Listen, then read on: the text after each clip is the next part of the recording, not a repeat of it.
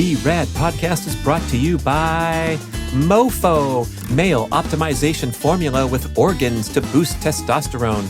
Brad's Macadamia Masterpiece, mind-blowing nut butter blend, now offered on Amazon. Chili Technology, temperature-controlled mattress systems for a good night's sleep. InsideTracker.com, offering blood, DNA, and fitness tracking data all in one place. And Organifi, whole food organic superfood supplements and drink blends. And please visit the shopping page at bradkearns.com for my personal selection of favorite products for health, fitness, and peak performance with great discounts for listeners. Here we go with the show. Taking tobacco marketing techniques and applying them to sugar for children. It's the reason why juice boxes are the same shape and colors as packs of cigarettes. It's the same marketing. A lot of people don't know they have cravings because they've had them since they were small children. These vicious people at the food industry they will put 50% sugar in baby formula. Oh, my skin rash happens after I eat processed foods. My feet hurt after I eat processed foods. My knees are killing me. I ate processed foods yesterday. Once you get those associations and it hurts, you start to associate the substances with pain. I want to tell you about Inside Tracker, an awesome new ultra-personalized nutrition and lifestyle program that combines data from your comprehensive blood panels, genetic test results, and lifestyle and fitness data from a Fitbit, for example, and organizes everything into one super cool online portal of your personal health. I am just getting going with this, and it's awesome. It has everything in one spot. For every blood result, you can click on a blog post or watch a video to learn more about these values. It's a great education in general health and self-quantification, and it was developed by leading scientists in aging, genetics, and biometric data from MIT, Tufts, and Harvard. The patented Inside Tracker algorithm calculates your so-called inner age, and it shows each biomarker as either optimized, needs to improve, or at risk. And then you can take precise corrective action with a science-backed plan to reach your performance goals. Oh, mercy, people. On my first round of testing, guess what my inner age was? 62! Shocker! Because I just turned 56. I'm sorry. You know what? When I delivered that blood test, I believe I was a little overtired, and several of my biomarkers were deemed to be subpar. So I made some changes as directed. I recovered better, rested, went back, and delivered way better numbers at the next blood test. The Inside Tracker motto is, change is an inside job, and that is for real. You got to keep tabs on this stuff to be at your best. And they have an amazing deal just for B-Rad podcast listeners. They are going to give away a grand prize of $1,500 in Inside Tracker value. So to enter, all you have to do is go to insidetracker.com/BradPod, BRADPOD. Check it out right now at the link and enter the contest. Hey listeners, welcome to the B-Rad Podcast and my introduction to a very interesting and powerful show with Dr. Joan Ifland.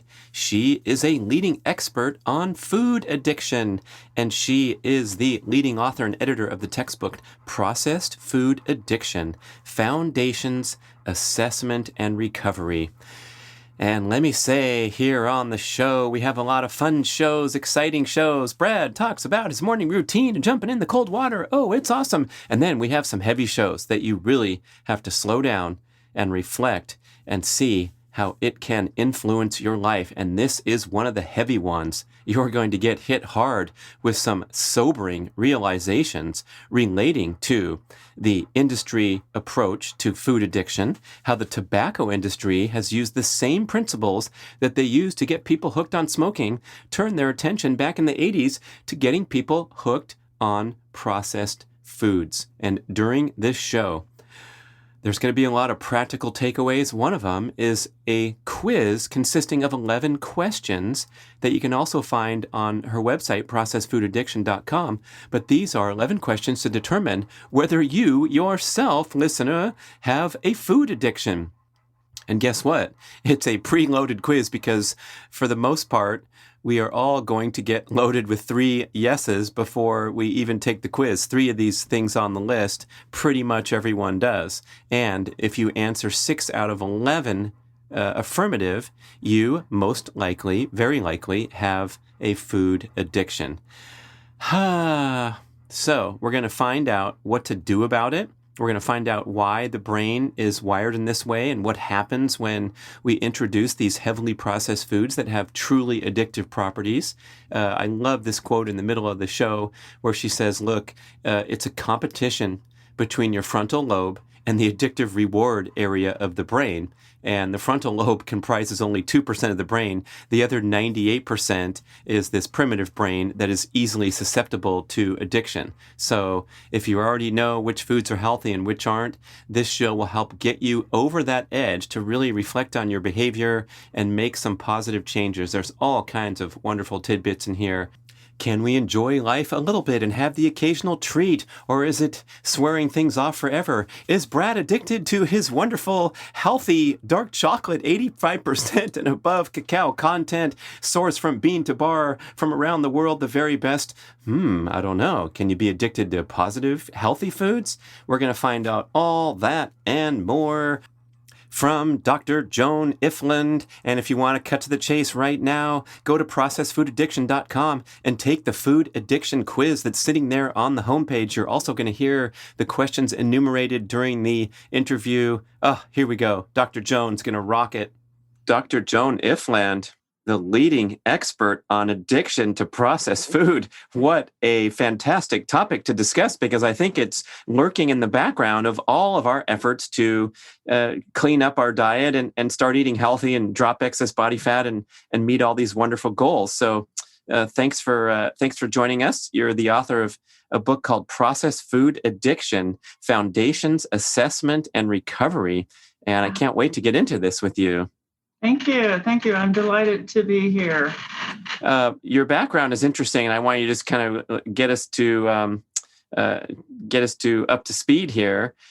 Interestingly, that MBA from Stanford is thrown in there. Like, wait a second. How did you blend your passion for science and nutrition with the the more entrepreneurial type of track at Stanford? Yeah. I do have I'm pretty sure it's a unique background. My undergraduate degree is from Oberlin College, and it's in economics and political science. And then I went to work for 2 years as a fiscal analyst in a state legislature. Didn't like government, and so switched over to business. Spent 2 years at the business school, and then 5.5 years doing financial management work for a Fortune 200 corporation. Great, all good. And then fast forward like into my mid 40s, and I'm too sick to go back to work. I've had 2 kids. I'm constantly sneezing. I'm exhausted. And I just think, well, it must be related to having 2 kids, 2 kids in 2 years.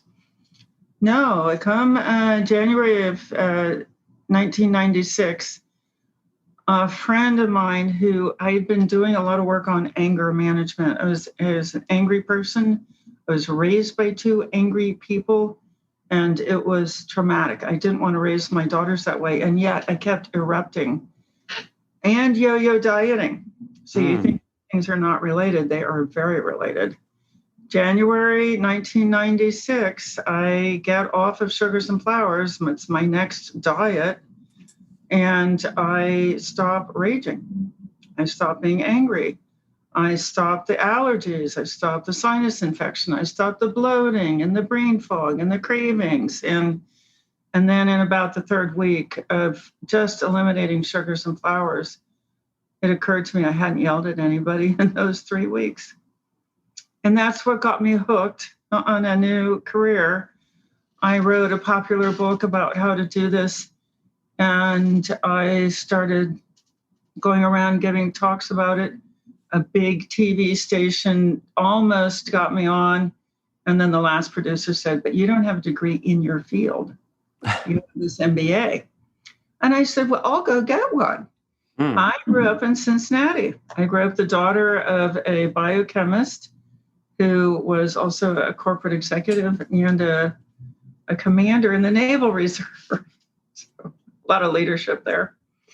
And there's a school in Cincinnati called Union Institute and University, and it's all set up for people who want to earn a degree in a new field.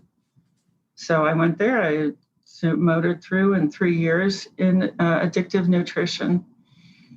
And then I started really thinking about business practices. And this is where that MBA came in so handy, because as soon as I finished my degree work, I picked out a book. I just knew instinctively that this had something to do with tobacco. Picked up an incredible book by Alan Brandt at Harvard called Cigarette Century. And he just describes methodically the business practices of the tobacco industry. And they were the same as the processed food industry. And I just okay, we know. Marion Nessels, Food Politics, she goes over this in detail. The tobacco companies bought Kraft, Nabisco, and General Foods in the space of 3 years in the mid-1980s. And they brought with them, and I have published a paper on this topic, the addiction business model. Oof. It's the 5 A's. The 5 A's. It's hide addictive substances in the product. Like they hid nicotine in cigarettes, and then they came along and they hid tons of sugar, fat, salt in processed foods. Advertise the heck out of it. You see Saturday morning cartoon commercial advertising going already from 150 commercials per morning to over 500 in the space of 7 years after they come in. Number 3, young age of onset, attack the children.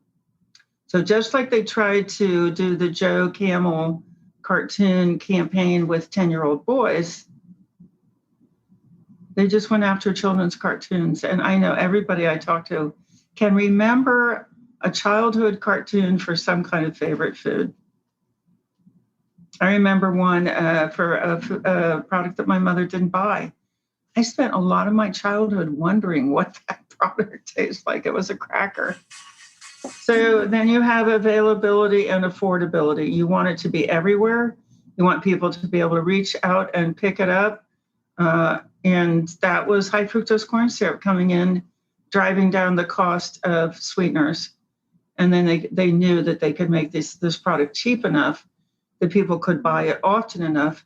Just like cigarettes didn't really become an epidemic until they had the rolling machine. And when cigarettes didn't have to be hand rolled, when they could be rolled by machines, the cost came way down. And then you can addict millions of people. 2/3 of Americans smoked. And now 2/3 of Americans are overweight or obese. Same business model. They were taken out, and then for availability, they were taking out the cigarette machines and they were putting in the snack and soda machines. Well, I guess they saw the future coming. The legislation, the anti-smoking movement was not going to go away, so they had to change course and go buy some major food companies. That's kind of scary.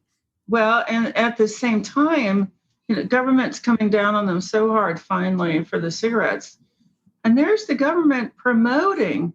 You look at the food pyramid, your first question is going to be, how did the bottom row get to be all addictive substances? Flour, gluten, sugar.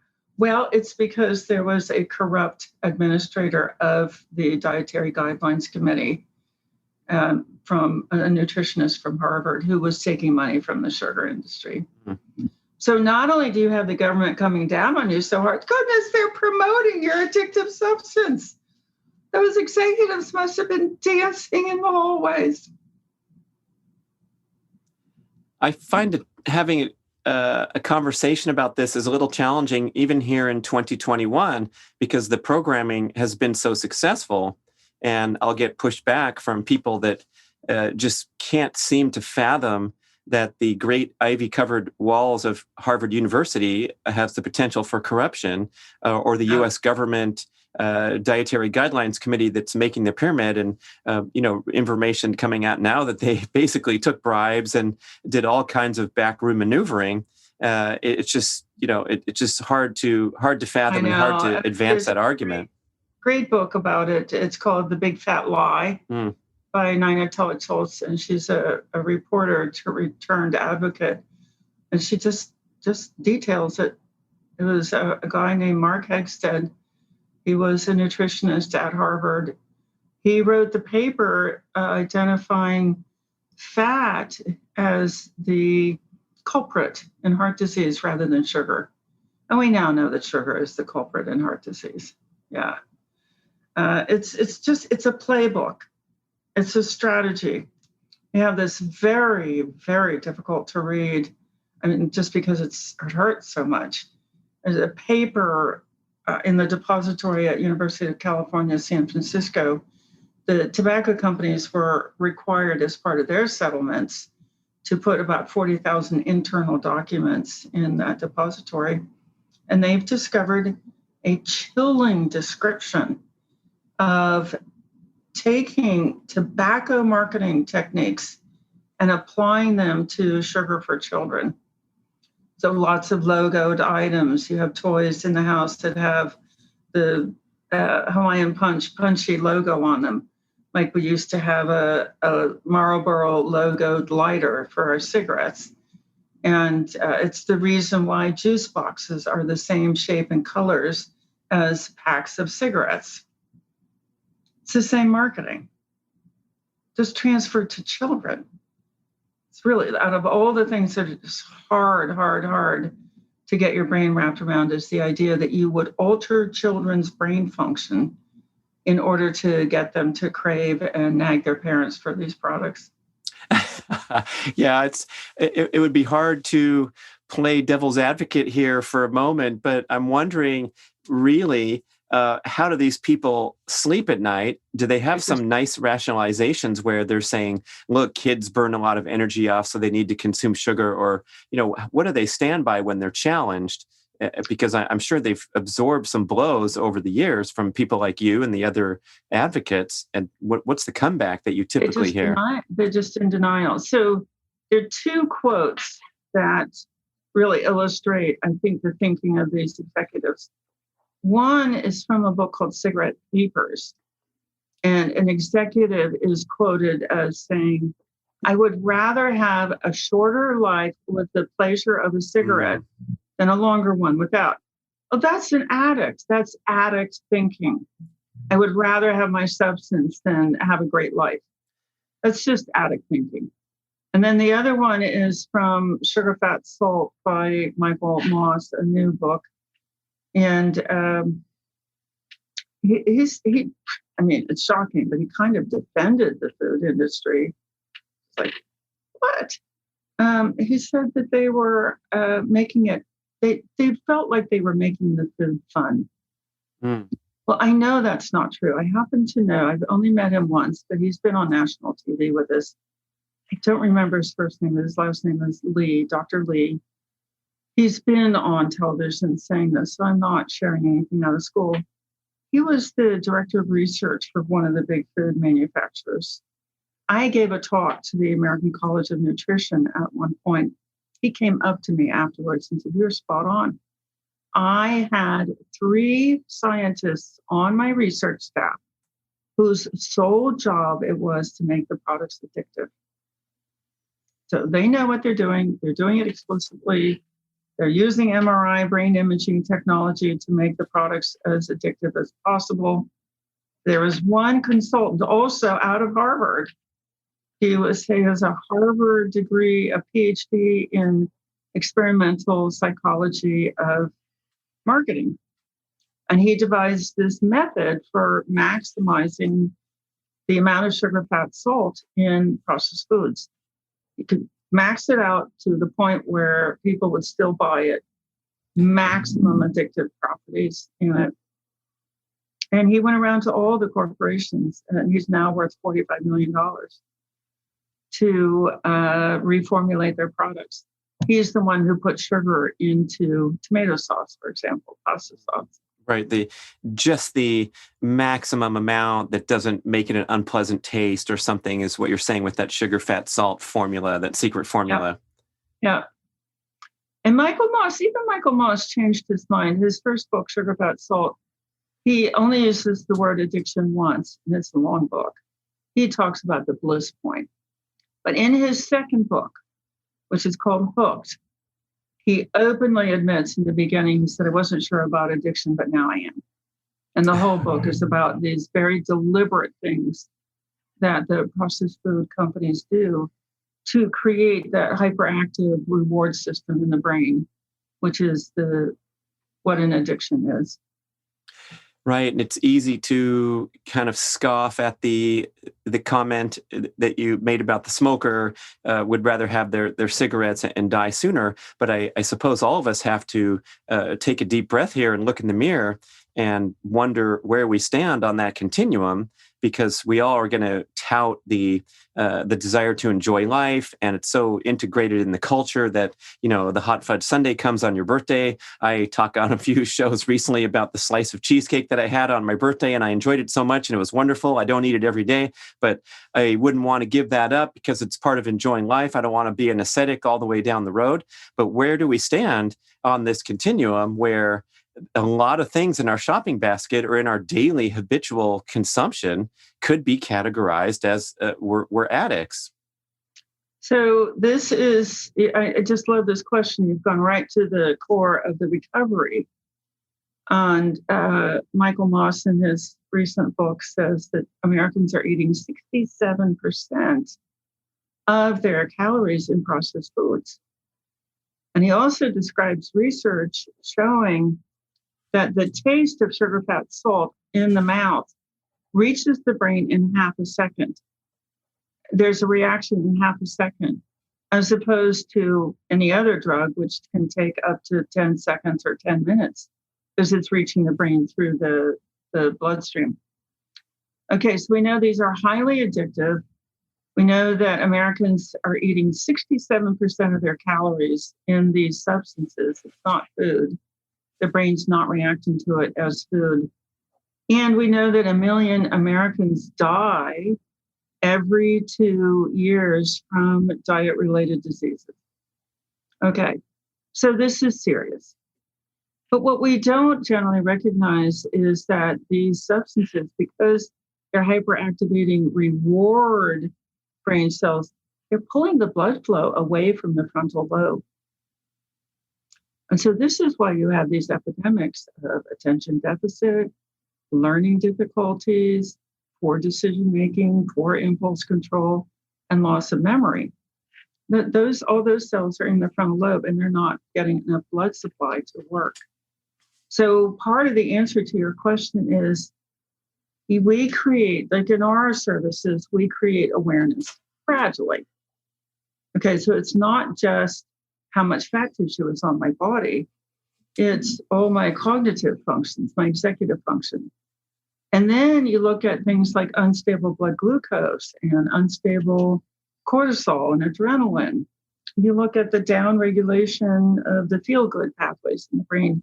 And you're like, okay, depression, irritability, anxiety, shame, chemically induced. So these are mood-altering substances. And then you look at inflammation. Okay, these substances are inflammatory. Your brain is inflamed, brain fog. Your gut is inflamed, irritable bowel syndrome. Your heart is inflamed, heart disease. Your reproductive system is inflamed, infertility, and hormone dysregulation.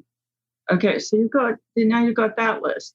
Now you have some behavioral issues, sleep problems, anger.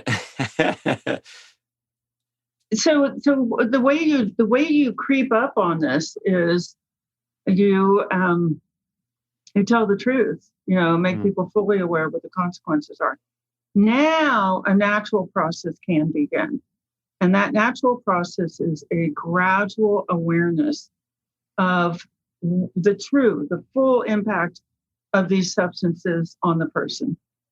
And when you get that and you start attaching, oh, my skin rash happens after I eat processed foods. My feet hurt after I eat processed foods.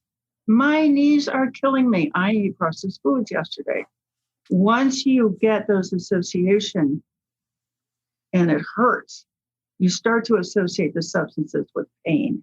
And then you develop a natural aversion to them. And it's something that we teach a lot in our programs, is just to say with clarity in your mind, it's an affirmation. That makes me sick. That makes me sick. If I eat that, I'm going to be sick for 2 days, and then I'm going to have cravings for 2 days. So when you gently and slowly and over a long period of time, train the brain to correctly associate the source of a pain, the brain will develop this natural aversion. And then you're not fighting it. You're just like, oh man, I don't want that. What if you don't feel those immediate dramatic consequences, which I'm speaking probably for a lot of people when they chow down that scoop of ice cream on a hot summer night, and it's a great experience, and they go home and maybe don't realize how their sleep is disrupted. Same with alcohol. I enjoy a glass or 3 or 4 of wine every evening, and it doesn't harm my life one bit, says the enjoyable drinker. But how do we cross that that canyon to really acknowledge that things could be better? Yeah. There's a great way to do this, which is to get off the stuff. And then come back. Let's talk in 30 days. I love it. Yeah. So this is, we have a couple of lists on our public website. That one is a list of excluded foods, and the other one is a list of unprocessed foods. And a lot of people cannot do it. They come straight up to it. It's like, okay, can you just eat off this list for a week? What?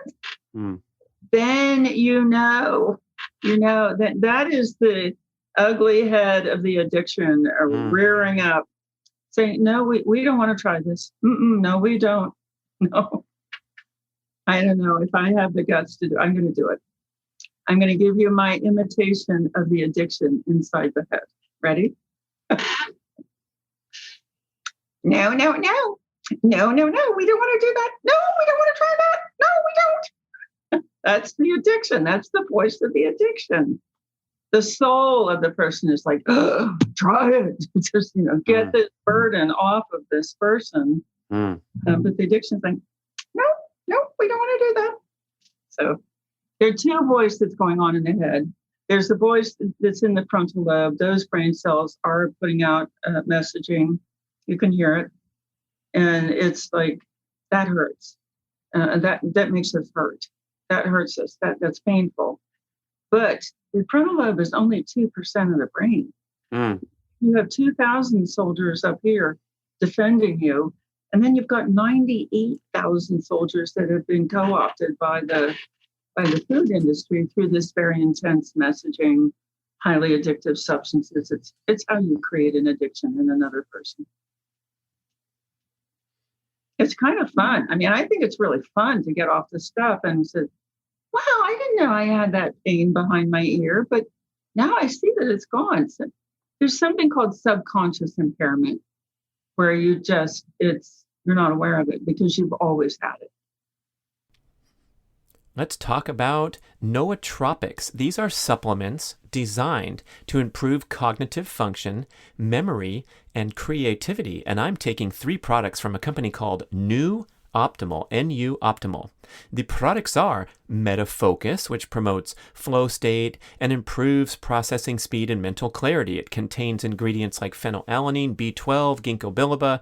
I'm taking MetaMemory, which is good for memory retention, verbal fluency, reduced oxidative stress, very important for the brain. This product has things like lion's mane, pine bark, and bacopa. And I'm taking MetaDrive for motivation, stress resilience. It's got a little boost of caffeine caffeine in there, ashwagandha, rhodiola. They're wonderful products with a lot of scientific detail and easy to understand information on their website. So you get the big picture of what these products are all about, not just stuffing pills down your face, but how to do the stack, as they call it, strategically. You get a 16-page booklet that'll guide you to optimal use when you purchase.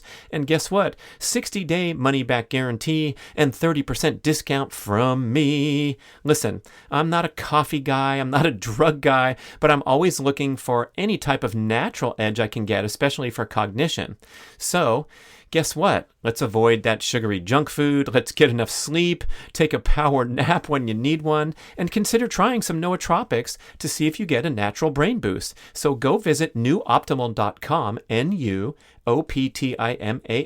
and enter the code BRAD30 to get 30% discount when you try it. Newoptimal.com for way more details. Right. I guess it would be a valuable exercise, if nothing else, to see where you stand and see if you are indeed powerless over these substances. Just like isn't that the first message of the 12-step recovery, is to admit you're powerless? But I think a lot of us go around yapping and telling a pretty story that sure, I could skip on my ice cream shopping habit anytime I want, but I just enjoy it, and so it doesn't hurt me that much, or whatever the rationalization is. But it'd be nice to do that little exercise to say, okay, champ, here's $100. The B-Rad podcast is offering any listener $100 to cut out all the addictive and processed foods for 30 days and see how you can measure up. And it is telling. We had a mother once who just thought she'd never get her kids to come around. So this is the deal she made with them. We're going to eat healthy from Sunday through Friday. On Saturday, you can have whatever you want. So the first Saturday, they sat down, they ate a bunch of sugar and dairy and other things, and they were sick. And then the next Saturday, they sat down and they ate a bunch of dairy and flour and gluten and excessive salt, and they were sick. The third Saturday, it didn't come up. Not interested. Didn't even come up. I had a similar experience with my own kids. They were 11 and 12 when I started on this. And my therapist at the time gave me these 4 rules. You can't bring it in the house anymore. You can't eat it in front of me. I'm not going to take you to buy it, and I'm not going to pay for it. So a combination of enabling and not cueing. So I started this whole once a day routine where I would cook all of our proteins and starches for the week. And whenever they left the house, they had enough food until I would see them again. So that was in January. February goes by, March goes by. March, we have a spring break, 10 days. We're going to be in the car together, eating together for 10 days. And so they can't eat it. They don't eat it. They get all the way cleaned out. And they didn't tell me this until years later. They go back to school, and there's the bad stuff at school. They have their own allowance. They said, I don't know what you're going to do at school, but you have enough food, clean food. Well, they told me that when they got back from that 10 days and they ate the stuff, their noses swelled up, and they were falling asleep at their desk, and they were irritable. Nobody wanted to be around them, and in trouble with the teachers for not being able to pay attention. And they just said, Mom, it wasn't worth it. My daughter, when she was about 14, got in the car one day, picking up from school. And she said, Mom, there's these cookies on the table, and it was a pool party. And I ate 2 of them. And now I'm so irritable. I can't stand myself. You just let them have these painful experiences. People say, oh, no, I'm not going to try to control my kids. Absolutely not. Don't try to control your kids. Just give them some, that could have been caused by this. Like when my daughter said that, I said, oh, I'm so sorry that happened. I know about cravings. I know about losing control. I know about eating something that you don't want to be eating and then suffering. That's basically the profile of an addiction. So you don't have to control your kids, just control the environment at home. Love it. Very well said. And for those of us with free choice and making our own consumption decisions, I'm wondering, is there a threshold where you can enjoy things now and then, or have what might be called, more participation in mainstream culture? Or are we talking about a zero tolerance policy for processed sugar, industrial seed oils, things like that? People come to their own place. So they come to their own place. We give people a lot of education, support, clarity, awareness, and then they have to decide for themselves. So if I'm no longer married, but if my mother-in-law had come to my house or invited me to her house and she had made something special just for me, even though maybe I asked her not to do that, I am the only person who can decide whether I would like to open up World War III by not eating it or suffer for 4 days with a headache by eating it. I'm the only one who can decide that. There are, it's what you're saying. There are mainstream rituals that involve processed foods. All mainstream rituals involve processed foods. So how do you get rid? We actually train our people on how to get ready for an event like that. How to email the host and ask what's going to be served. How to email a host you just know can't handle it and say, I'm working with a program now on allergies, like just something like that. You say, I will bring my own food. And but you learn how to judge situations.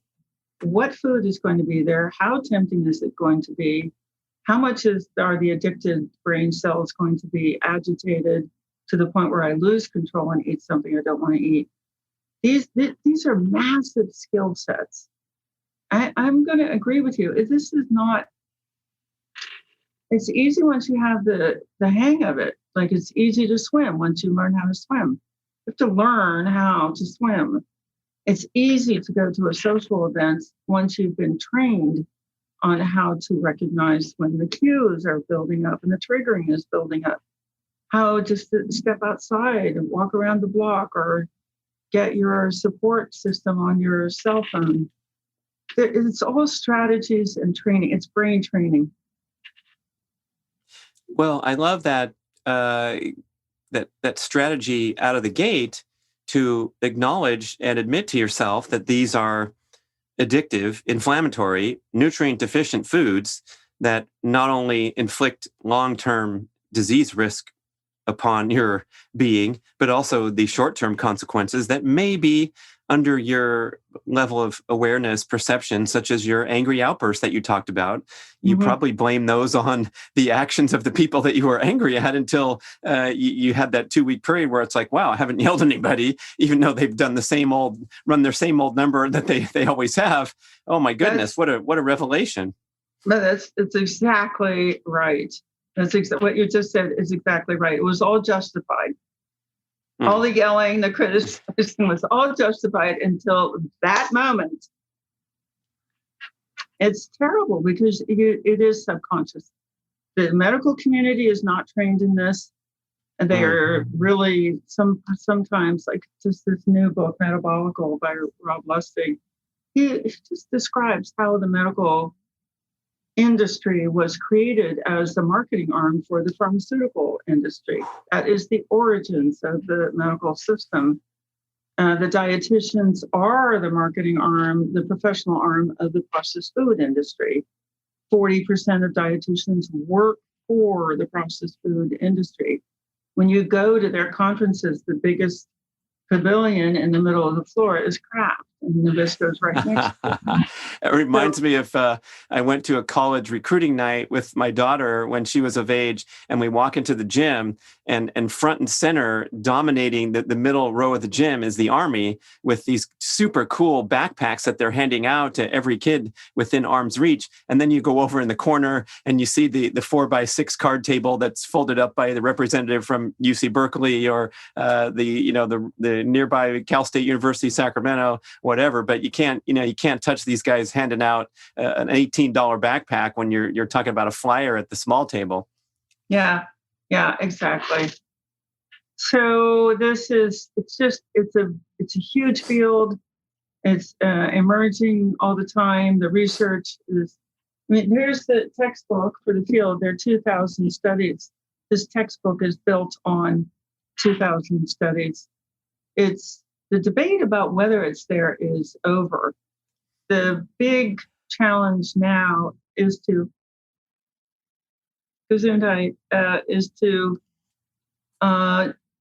awareness.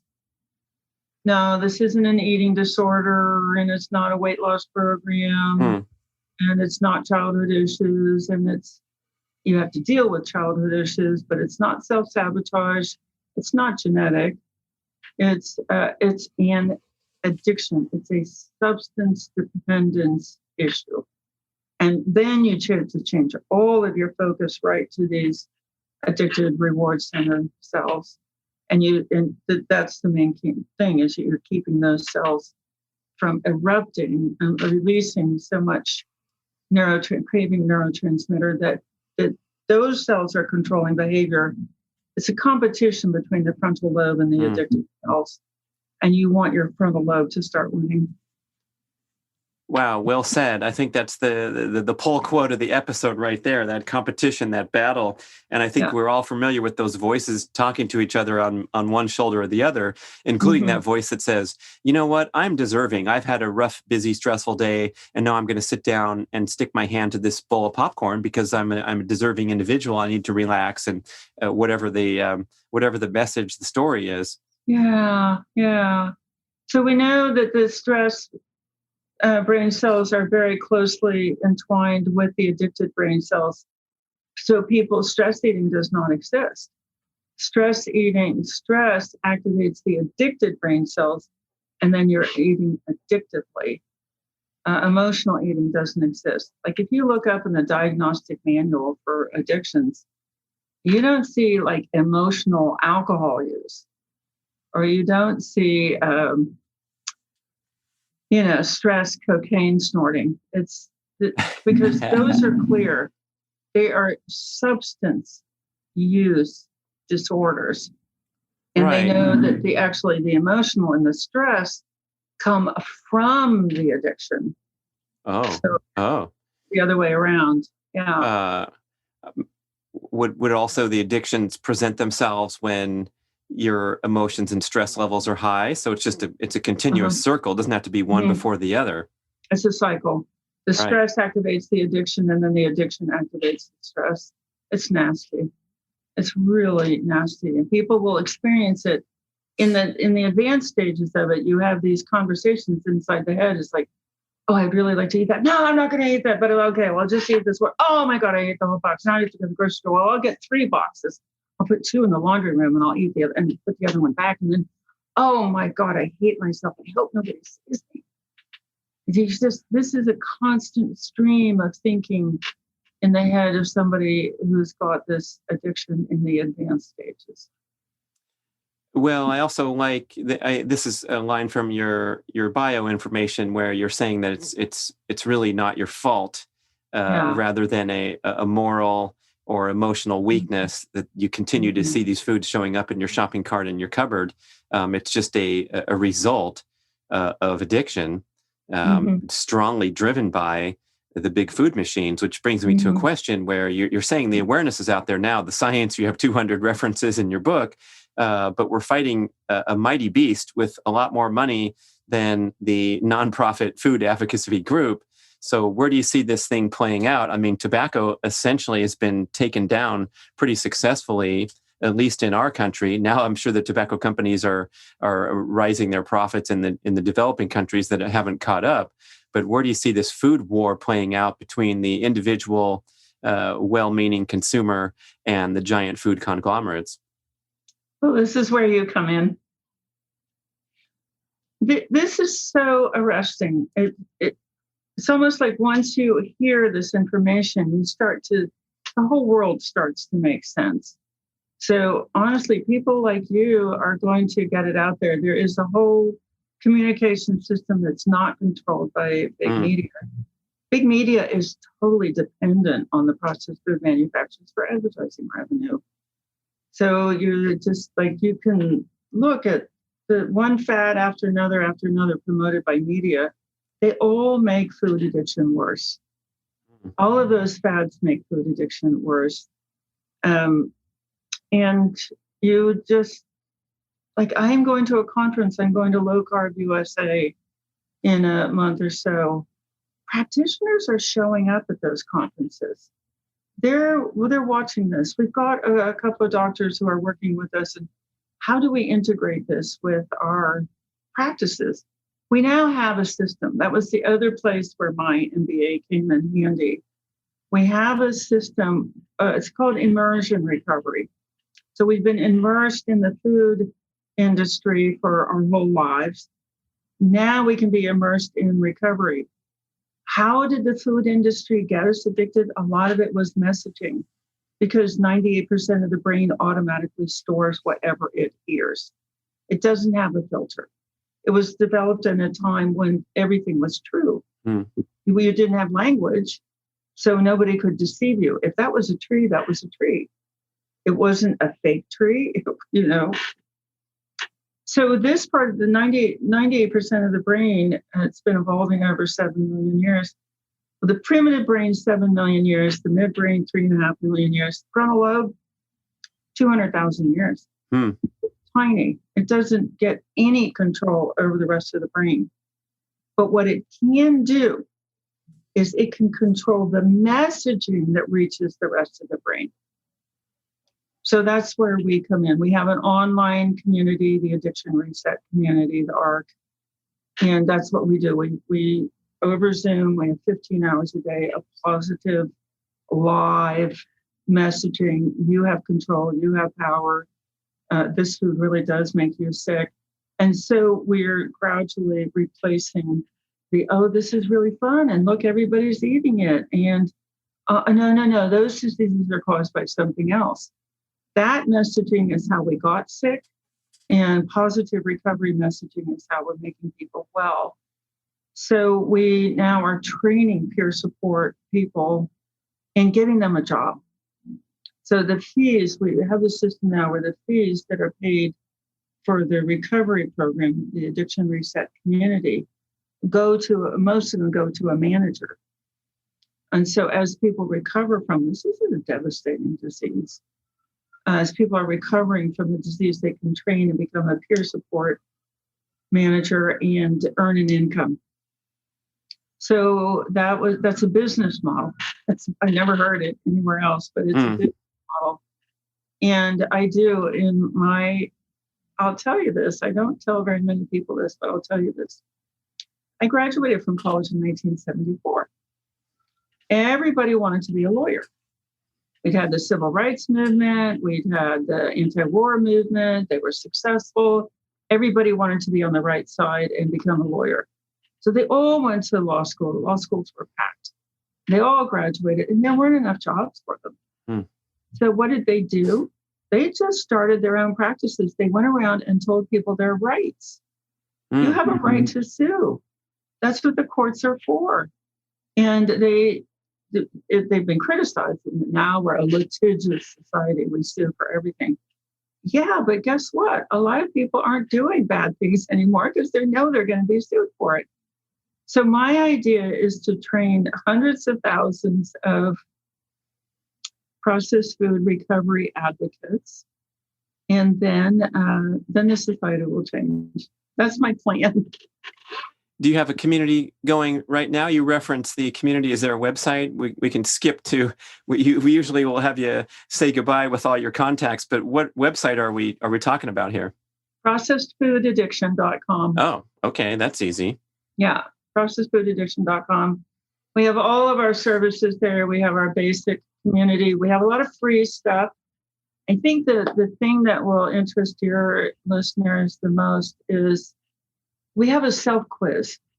It's the same 11 questions that a doctor would ask to discover alcoholism. There are 11 questions, and I can run through them for you. Dang, let's hit those. I can't wait. I mean, just fair warning, 6 or more is an indication of a severe addiction. Ooh, okay, the majority rules. Yeah, so 6 out of 11. Ready, listeners? Don't cheat now. Answer honestly. Here goes. Dr. Jones is going to hit us right now in the middle of the show. Okay. Unintended use is number 1. You wake up, you say, I'm going to eat well today. You're not eating well by the end of the day. You are going to go straight home, but instead you stop. Convenience store, grocery store, fast food. You are going to just eat one, but you eat the box. That's all unintended use. Number 2, failure to cut back. And we know that it's over 70% of Americans are experiencing this because they're overweight or obese, and I'm sure they don't want to be. Failure to cut back. You lose the weight, you regain it. You want to lose the weight, you can't. You want to stop eating something. Your doctor has said, cut back on your salt or stop eating these refined carbohydrates, and you just can't. Number 3, time spent. So you find yourself that you're thinking about it a lot. You're planning for it. You're going to get it. You're eating it. You're sleeping it off. You're waking up, and then you're doing it again. Number 4, cravings. A lot of people don't know they have cravings because they've had them since they were small children. These vicious people at the food industry they will put 50% sugar in baby formula. Sugar is more destructive and addictive than cocaine.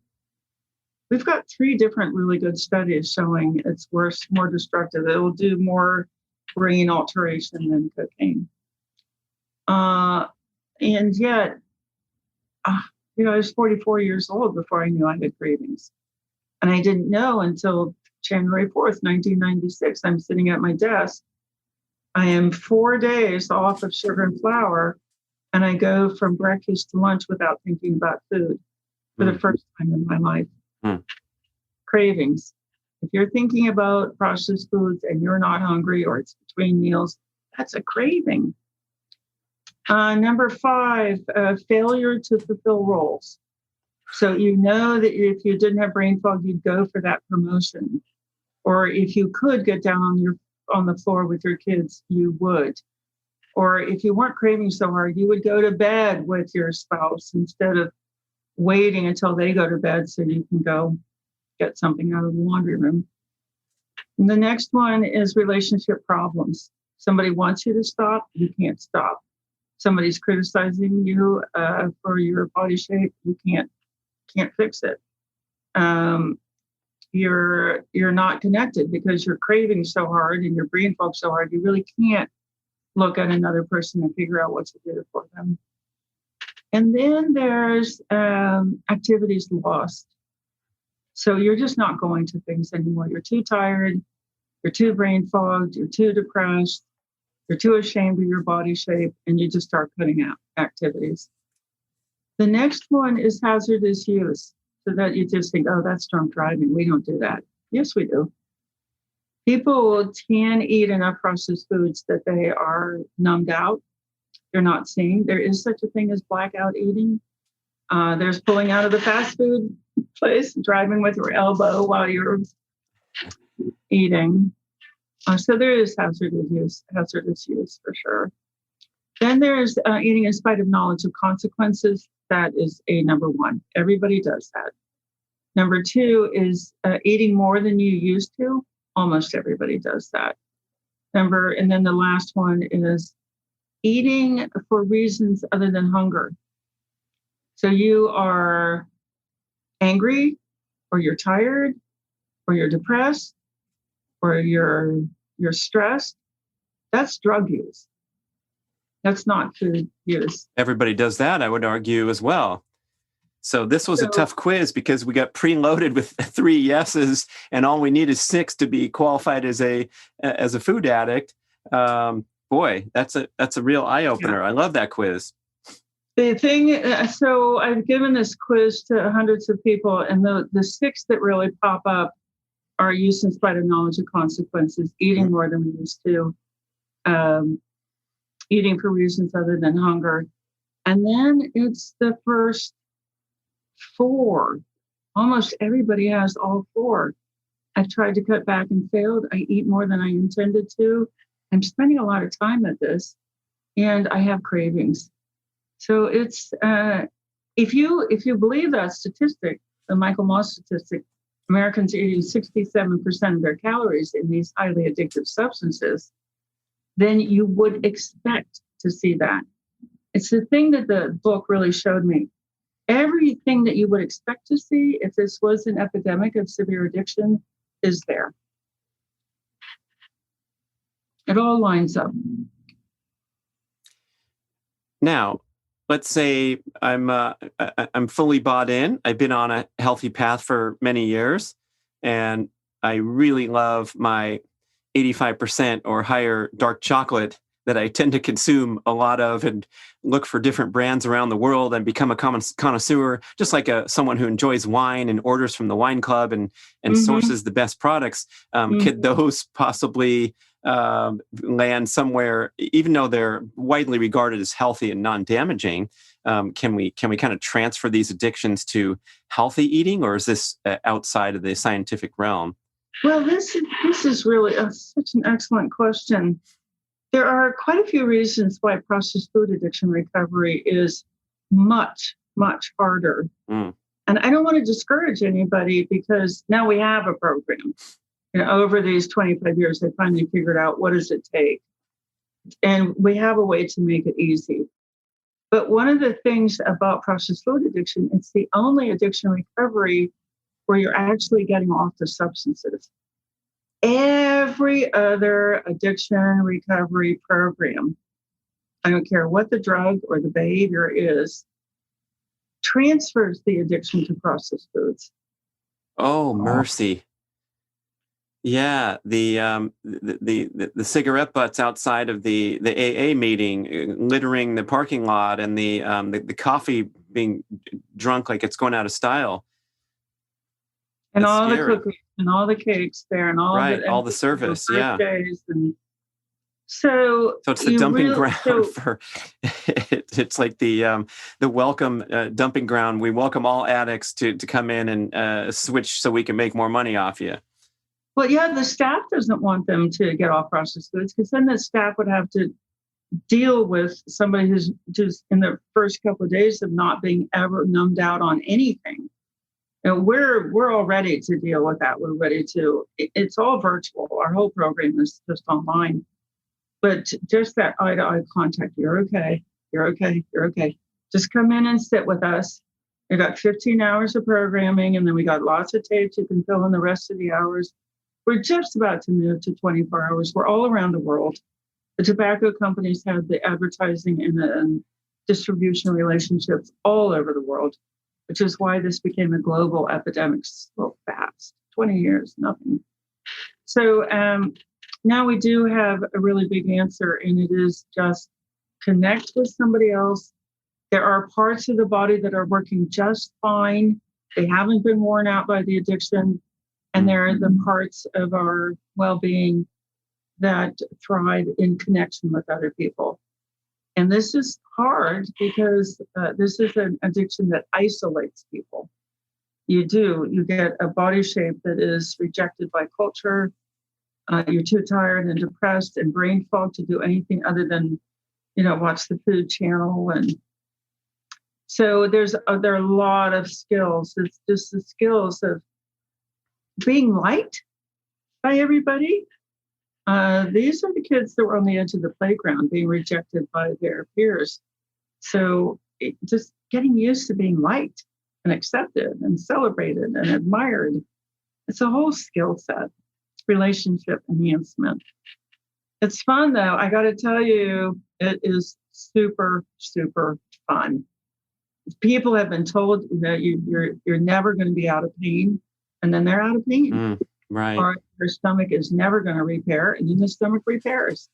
You're never going to be clear of this depression. It's lifetime. Your parents had it. Your grandparents had it. And then boom, it's gone. It's actually a lot of fun. Yeah, it happens every day. It's not too hard to see those stories. There's thousands of success stories literally published at marksdailyapple.com. Over at MeatRx, there are people talking about the freedom from the conditions caused by the plant toxins that seemingly were healthy foods. So all kinds of people cleaning up their diet and miracle healing, really. You can't say too much about that. Now, when we're talking about the actual categorization of which foods are a processed addictive category versus those which are thumbs up and healthy, can you give us any guidance there? Because I feel like there's some in-between stuff where, the Power Bar company, I used to chow those things when I was a racing athlete, and they by and large have created a brand that is aligned with healthy athletic lifestyle. But upon reflection, this is a heavily processed product that's devoid of anything, really healthier in its natural state. And you might want to throw that in there in the potato chips category. But where do you stand on all that? So there is a chapter in the book on food plans, and everything that I do is standing on a study. So if somebody gets upset about it, I just like to step out of the way. And think, here's the evidence. You can do with it what works for you. So when I say I have evidence, I mean I have a study typically, or people have just told me they've lost control over this food. Any kind of a sweetener. And people are so sensitized now, they're so sensitive that even high sugar fruits can set off cravings and loss of control. Flour that's been anything, and a carbohydrate that's been ground to a powder. You think, well, why is cocaine sold as a powder? Because you can absorb it quickly enough in a concentrated way to get those reward cells, those addicted reward cells, to release a flood. It's just a lot of stimulation, a flood of neurotransmitters, dopamine, serotonin, cannabinoids, opiates. It's a vicious addiction also because it addicts all of the reward centers. And then you have excessive salt. Great study by Mark Gold at University of Florida, where he's watching morphine addicted people come in to recover. What do they do when they sit down at the table? They take the lid off the salt and just pour it on their food. He says, they're replacing some action from morphine with excessive salt. And there's another study saying, yes, it meets the same criteria that we just talked about. Gluten and dairy, they both contain naturally occurring morphine. Gluteomorphine, casomorphine, these are identified substances. And when you concentrate the gluten by stripping out the bran and the fiber, turning it into a powder, it's very mood altering. Casomorphine, there are 4 different kinds of casomorphine in cow dairy. It is a substance that is specifically designed by nature to put a baby cow to sleep so that baby cow will absorb nutrients. It's a narcotic. If it's strong enough to put a 100-pound animal to sleep, you can imagine what it's doing to us. Plus, we have some good research showing, not surprisingly, that cow milk turns on a weight gain gene. They want that baby cow to gain weight.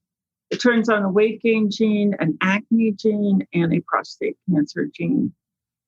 It's great research done by Melnick in Germany. And then there's caffeine. Processed fats activate the same pathways as cannabis. Mm. And then there's caffeine and food additives. So the FDA is kind of occupied by the agriculture, food industries, and they're not really equipped to monitor what goes into food, and it's not on the label. So I love what Marion Nestle at New York University says. If it has a label, it's a warning label. We'll call it a warning label instead of a nutrition facts label from now on. Celery doesn't have a label. So those are the categories for which we have good evidence. Food addicted people also don't tolerate nuts very well. As that repeat hand to mouth, they just lose control. Very high fat, often with sugar, altered fat from roasting. And I do have one study showing that nuts are high in tryptophan, which does convert to serotonin. So that's pretty good evidence. Yeah. Right. And you made that quick comment about even the sweet fruits can cause a problem. And so what we're talking about is this baseline of massive consumption of processed foods. 67%, as you referenced, Dr. Lauren Cordain, Paleo Diet, references 71% of all modern calories are from foods that were entirely absent during evolutionary times, Paleolithic times. So we're talking about 2/3 of the food going down the throat is highly processed. Then when you reach for an innocent handful of berries, fresh summer berries, which by and large have a lot of health properties and minimal ejections, but not when you're already consuming 300 grams of carbohydrates per day in processed form, then it's just adding insult to injury. So the cleanup process has to start and be not just the living room or the shelves in the garage, but every nook and cranny. And then we can have another conversation about you having a handful of berries once you're eating a natural and nutrient-dense diet. Exactly. It's really the tropical fruits like bananas, guava, papaya, and then cherries, grapes, the really, really high sugar fruits. And this is another thing. People say, well, can I eat this? And try it. We have a whole process called totters. Try, observe, come in and talk about it. Figure out your tweaks, repeat slowly, totters. And that we don't want to, somebody said to me once, I don't want to be paying attention to the food industry anymore. I don't want anybody to tell me what to do. So we do a lot of training, and here's a technique that you can use so that you can tell for yourself what's working for you. Can I eat this protein bar? Well, why don't you just try to be really clean for a week and then try it in isolation and watch yourself for the next 4 days. It's a 4-day withdrawal. You might not get cravings the next day or the next day. A lot of people don't get cravings until the 3rd day, the 4th day. You might not get a headache the 1st day. It might be the 2nd day. And on the other hand, you might eat that protein bar and totally pass out. I have to go lie down now. You might get that kind of a surge. Everybody's reactions are individualistic. So the training is, how do you identify that you're having a food reaction? Whew. Dr. Joan, so much to think about here. I really enjoyed this conversation. I think it's helping us put the pieces together when we acquire all that basic knowledge about what's healthy and what's not, but we don't know what's lurking behind the shadows. And the marketing and the manipulative advertising and the manipulative government information is stuff that's it doesn't hurt to expose it. So you're doing great work. Keep it up. Processedfoodaddiction.com.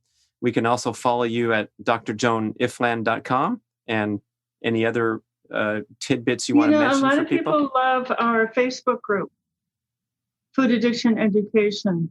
The best way to get started with us is to go to processedfoodaddiction.com and take the self-quiz. You'll get an email with your results and an invitation to a free workshop.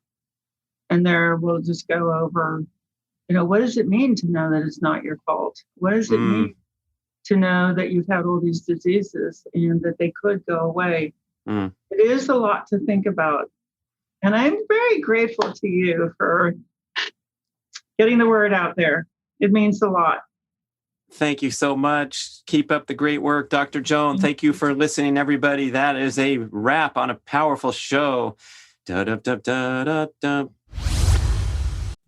Hey folks, how about a non-drinker telling you what kind of alcohol you should drink? That's right, it's pseudo-sommelier Brad Kearns here to recommend dry farm wines.